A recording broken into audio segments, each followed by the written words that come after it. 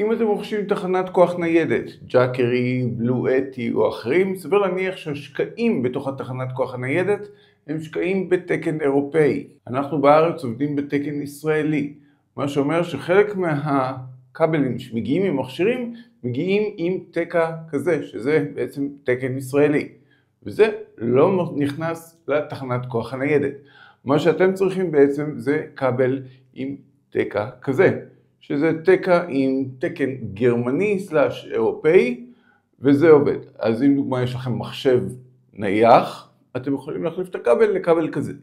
אם מדובר על ציוד שהכבל מתחבר ישירות לתוך המחשב ואין אפשרות להחליף, אפשר לקנות מתאם פשוט, תקע גרמני לשקע ישראלי או בינלאומי, בדרך כלל הישראלי כלול בבינלאומי, ואז אפשר בעצם לשים את הממיר הזה בתוך התחנת כוח הניידת ולהשתמש.